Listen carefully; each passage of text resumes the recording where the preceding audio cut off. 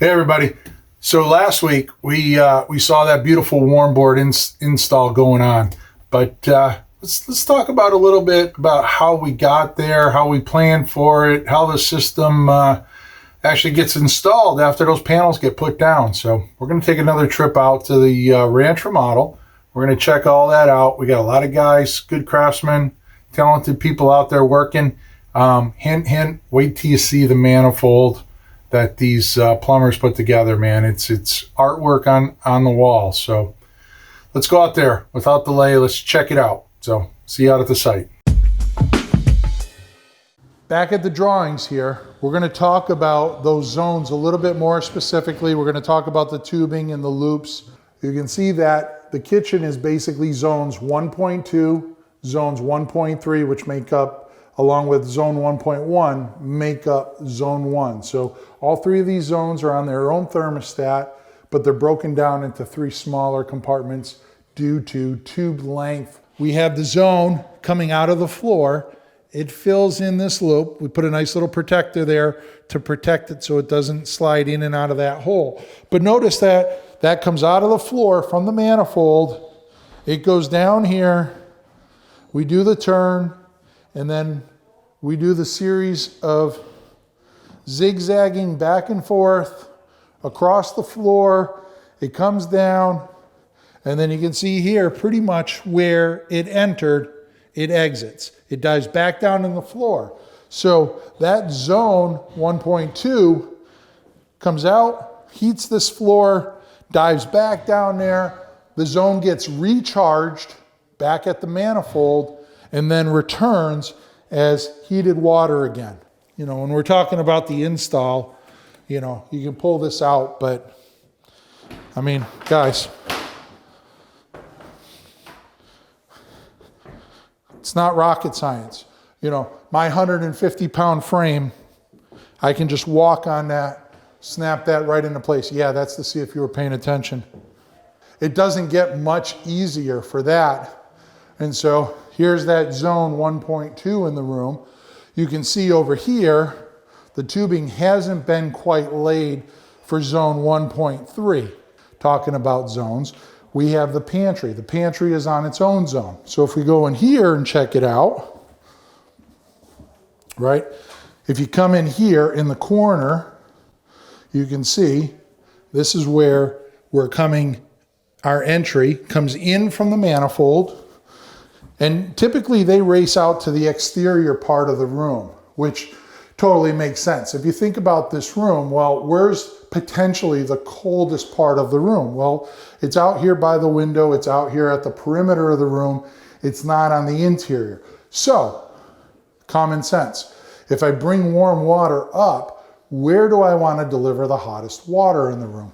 I want to deliver it at the coldest part of the room, which is out at the edge here. So that's why that zone runs up, runs all the way out here, goes down, and you can see it zigzags. But as it zigzags, it goes back to the return that goes to the manifold there. But as we migrate towards that manifold, we're moving into the room where there's going to be a warmer part in this room.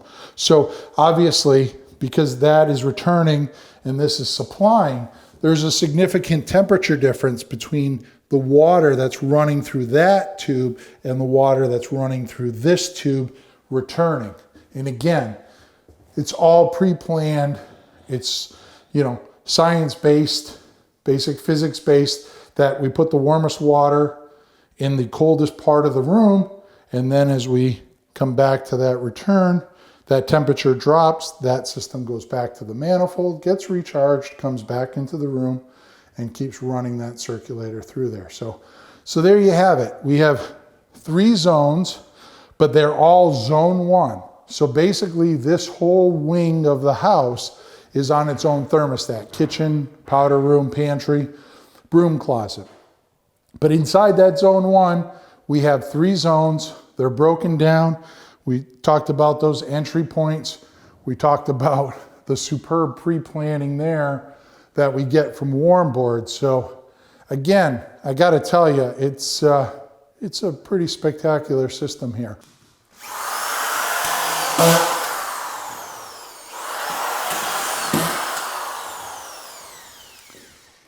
All right, so there you have it. You just saw the last 2 screws go in. This room here is done. Before I show you the room, I wanted to point out one other thing that's kind of interesting about this last panel.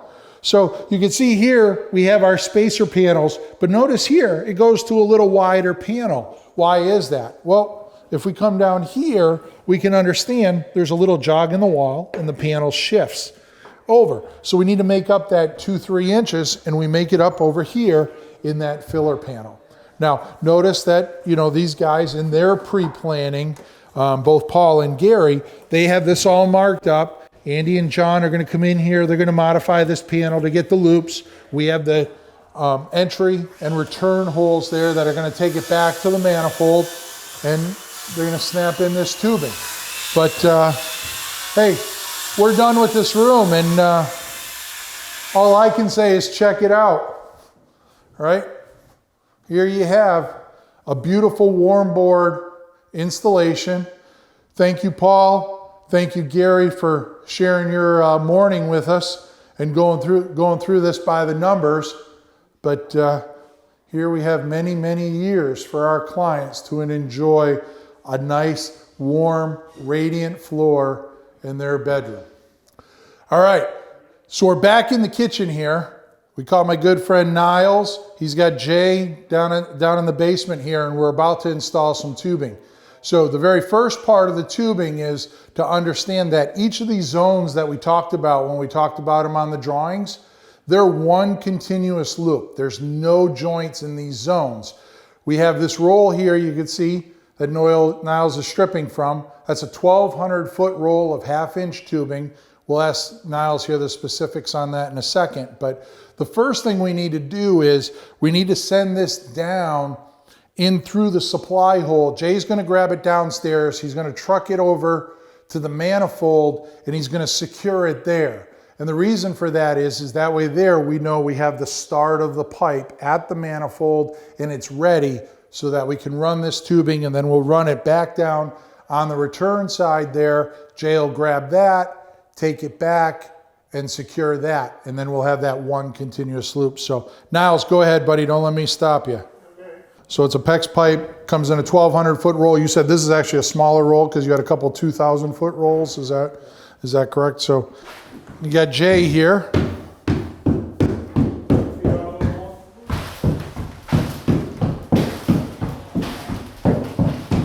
Now, one of the things I didn't show you is before they started installing this pipe, both Jay and Niles were very diligent about. They came around, they vacuumed the whole floor, they swept out each one of the channels so they're fully clear of debris, sealing that tubing deep into that pocket of aluminum means that we get the greatest surface contact.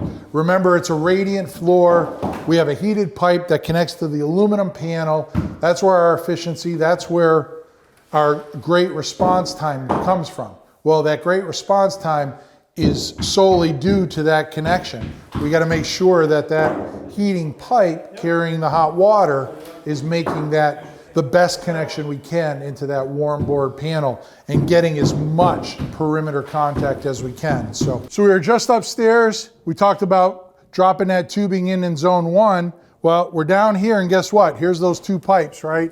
Here is the, let me see here.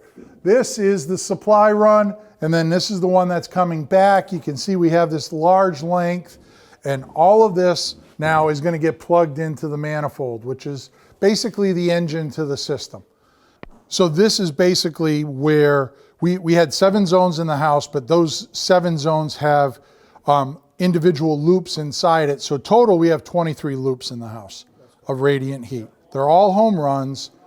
All the home runs basically come back to here. So the hot water that goes in and the hot water that returns is coming through this manifold. This is basically the distribution system, right, is what we're looking at here. You guys do a beautiful job plumbing, by the way. Stuff looks awesome. We have our heated water is coming from the boiler. It comes into here. But with the outside temperature and the call for heat, the system temperature, all of that, this intelligent head understands what the temperature of this water is and what it needs to be. And so then it basically, I think you told me earlier, there's just kind of like a little waffle in there that little valve that opens lets in a little bit of water to temper that temperature. So if it needs to go down, then it cools it off. If not, it just lets it ride through there at the heated temperature that it is. Right. I'm assuming that's the circulator pump. That's circulator for the mixing valves. I mean, for the manifolds. So basically, that's the power pushing the water through the manifold system. Right. So, all right. So we're here. First of all, I want to thank you for allowing us to come out to your job site today, experience the installation of Warmboard, grab a bunch of video, and we saw the final tubing go in. This stuff looks like it's ready for flooring down here, and I'm assuming that at this point, the plumbers and the carpenters turn it over back to you and say, okay, your Warmboard is in. You know, that's our day out here out at the ranch remodel. You got to see this beautiful Warmboard radiant floor system get installed. We picked up all the little nuances. We gave you some videos on all the different pieces and parts of how we modify panels, how the panels get planned for, laid out, all of that. Sure hope you enjoyed the video. You know, look for us on the Build Show Network. We have tons of great educational material out there. All right, everybody. As you can see, Big Red kept the cap on them this week. That's all right. That's all right. We got to see some crazy stuff out there. How about that manifold that those guys those manifolds those guys were putting together on that piping board? Absolutely incredible. I get the privilege every day to work with talented people that are passionate about what they do, and I wake up every morning just trying to catch up to them. So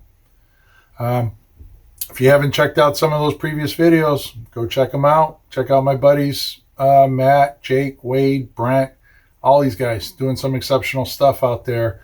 Build Show Network, it's talk of the town. So go check it out. Check out some of those old videos. If you want to catch up with me on a daily basis, you can find me on Instagram. I'm at Stephen Basic Architect. You can also, my daughter who works with me, she's at Alexandra Basic on Instagram. Check her out. We both post a lot of great information. You can find me on the Unbuild It podcast. My colleagues Peter Yost and Jake Bruton. We get together a couple times a month, and we talk everything building industry, building science, building assemblies. We break it down, talk a little bit in depth, and hopefully taking everybody in the industry up a notch. So that's what I got.